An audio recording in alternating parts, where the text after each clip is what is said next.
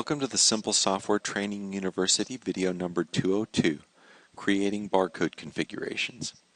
In this video we will go over barcode recognition with Simple Index. We will see some of the methods for when barcodes are best used with examples, and also how to set up configurations to read the barcodes that are required. First off, I have several pre-configured configurations in Simple Index to show you some different things with the capabilities of barcodes in Simple Index. The first is if you already have barcodes on your images that correspond to index information that you'd like to use, where the barcode value itself is a value for indexing. In this case, you could have a pre-printed form that has that barcode on it, or maybe a sticker that's been put on there with the barcode value, but somehow a barcode with index information has been put on the page prior to scanning. So in this configuration, it's going to run in the background, or we can maximize it to see what's happening. And it's reading a chart number that it's matching against a list of chart numbers, and then filling in the patient name and date of birth automatically based on the barcode value that's found. So that way, the barcode that was already on the page is used for recognition, and then other fields are filled in automatically. And then, of course, that information can be used as the folder and file name, like you can in any Simple Index configuration.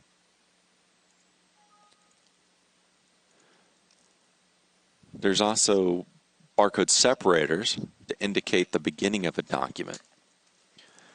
So what you do is you insert a cover sheet that says this is the beginning of a new document, and then you have a setting that either allows you to manually key in the value on the first page, or it recognizes the value from that page or the next page.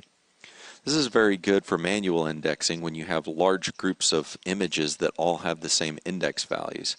So instead of scrolling through each image individually to find the first page of the next document, you use the barcode separator sheets that you put in during the preparation process to indicate where the beginning of the document is. And that takes you to the first page of the next group automatically. So there's two steps, one that separates and one where you index the first page of each group. So you run step one. Like always, that minimizes, so we'll maximize that just to see how the process is going. Every time it reads a single barcode value that's always the same barcode, it auto-increments the value, and that way it separates the documents into groups.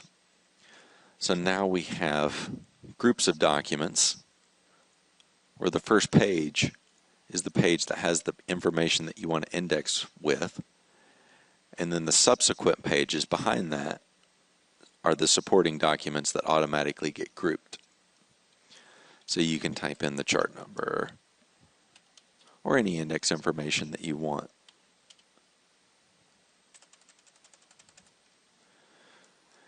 And then just like in a manual configuration, once you've keyed in the information,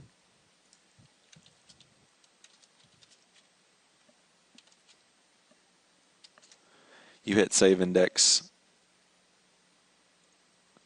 and move on to the next document. And then you can change it to the new information.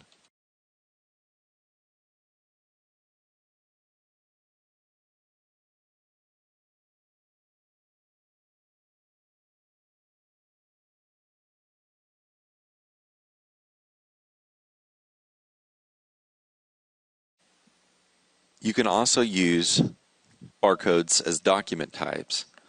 So you would key in all the other fields or recognize them through another method, but the document type would be used, and you have a separator sheet that you insert with the document type, and it reads that document type and applies the value to the document type field.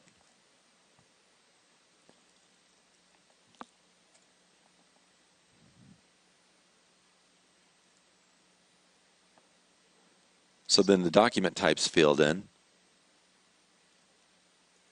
and the rest of the information can be entered manually.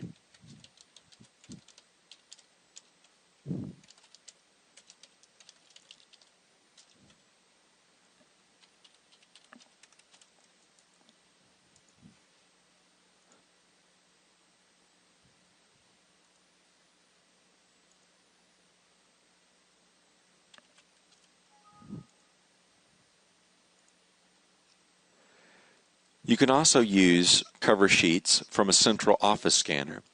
So you can install the less expensive simple cover sheet software, which can also be free on each person's computer, and then they configure the barcode value to be the information that you want to index with. So they key in the chart number, the name, the age, and the gender, or whatever fields you have. They hit print in simple cover sheet, and it prints out this cover sheet, which they put as the front page in a group of pages for a document. Then they give that stack to the scanner or put it in the to be scanned bin. And then once it's ready to scan, maybe at the end of the day, you put all the pages in the scanner and hit scan, and then everything is recognized automatically.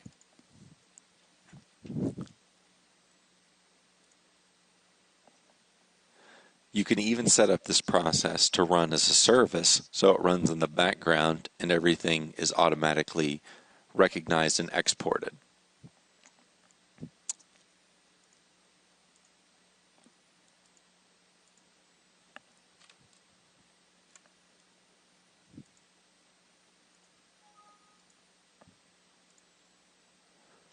Now we'll go over some different methods for configuring Simple Index to read the barcodes that you want. I have a sample configuration set up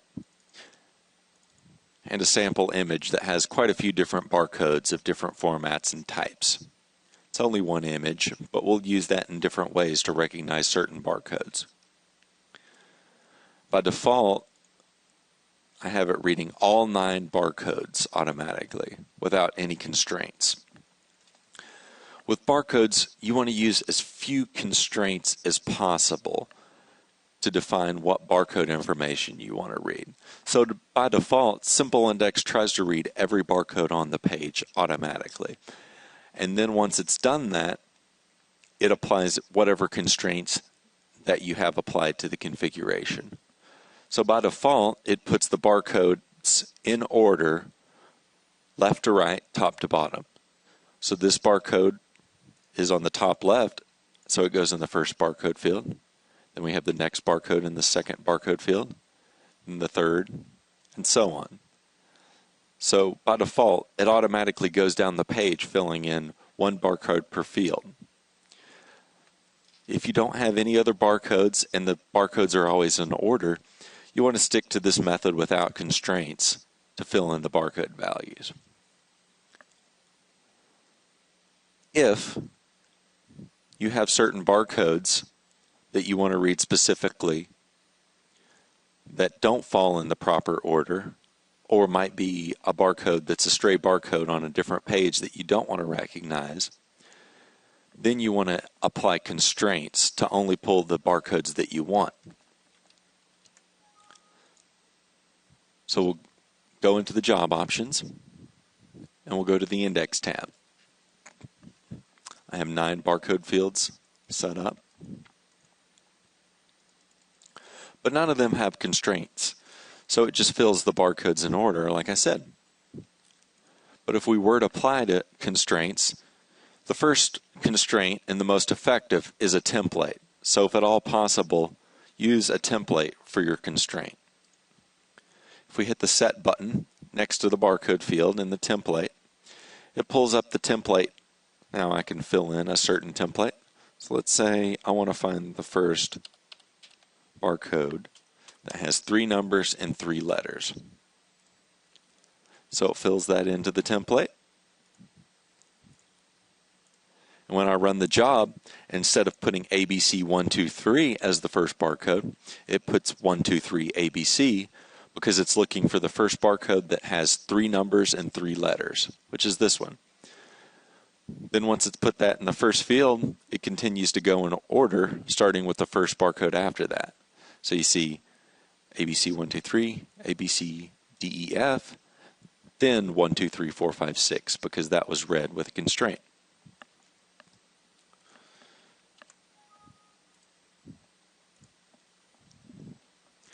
Another method for constraining the barcodes is with a list.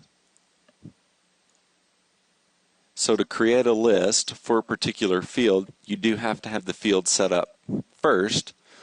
Then once you have the field set up, you go to the Zones and OCR tab, and you select the field that you'd like to apply the list of values to. So let's just use the first field. We can either set a column in a database table that's ODBC compliant, or we can point it to a text file like I've done.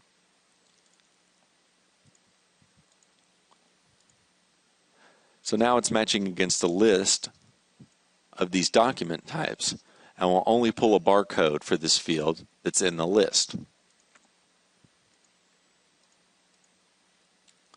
So now when I run, it puts patient demographic in the first field because the only barcode on the page that matched, or rather the first barcode on the page that matched the list, was patient demographic. And then as always, it continues to put the barcodes in order.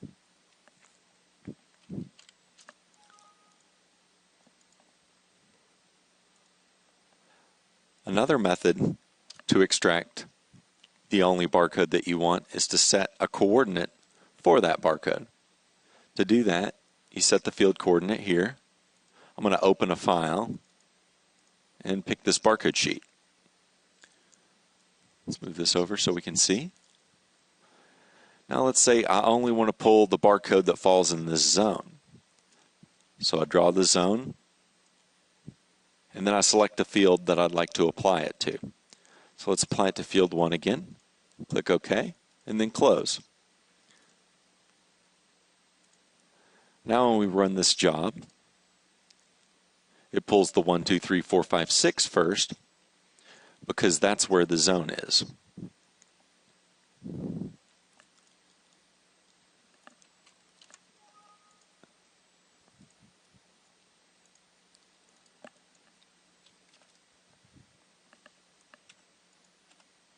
Let's delete this zone. Another method to narrowing down what barcode to read is selecting the specific barcode font or barcode type that the barcode is formatted in. I have one PDF 417 barcode on the page, so if I pick barcode type PDF 417 and run it, only one barcode is read because it's only allowing PDF 417 formatted barcodes. That way, if you have a unique barcode font or barcode type, you can pull just that barcode and ignore any other types.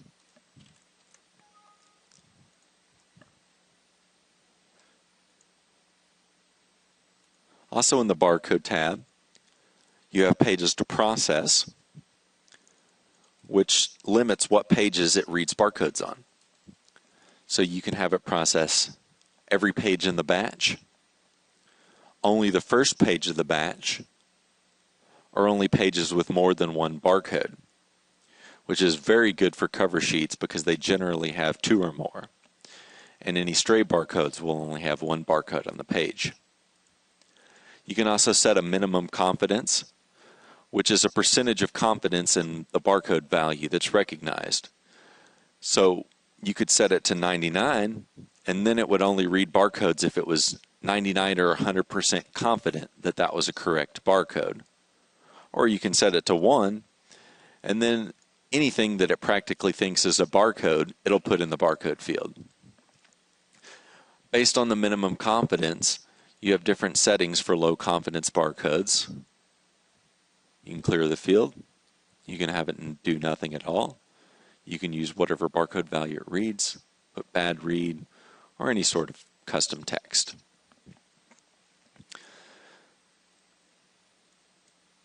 We have two barcode engines included with SimpleIndex. We have the Pegasus and the DTK. Pegasus is generally more accurate and faster, but DTK does read barcodes that Pegasus doesn't read. You can pick either or if you pick voting, it'll use both barcode engines. Voting is only used if absolutely necessary, as it's a much slower process. You can also delete the barcode page automatically if you'd like, which is good for cover sheets, as you generally don't want to keep those. With require exact match on template, if you have a template set, such as we did with 3 numbers and 3 letters, exact match on template means that it must match the entire barcode value to be correct. If you uncheck this, it can match a partial barcode. So if a barcode template is set to 3 numbers, it'll find the first barcode that has 3 numbers in it anywhere, if you have require exact match on template unchecked. Checksum is a value that indicates that the barcode was recognized properly, and generally you will have a system that automatically applies the checksum. Enhanced analysis gives you a double check of the page to find barcodes. It goes more slowly, but it also is more accurate because it reads the page again if it thinks that there's a barcode that it should be finding.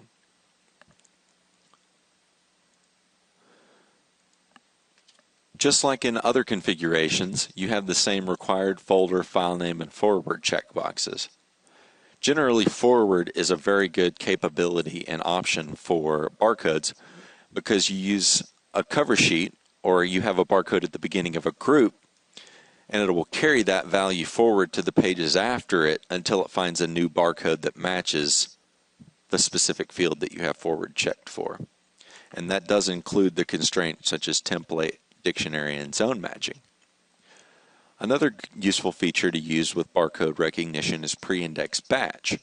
Since barcodes are so accurate, practically 100%, you don't really need to check to make sure the barcode was read correctly. So if you check pre-index batch, it'll automatically export the batch without you checking the barcode values afterwards. That's the end of the Simple Software Training University video number 202, Creating Barcode Configurations. We've seen how to use barcodes effectively in a variety of different environments and how to configure SimpleIndex to extract the barcodes that are needed.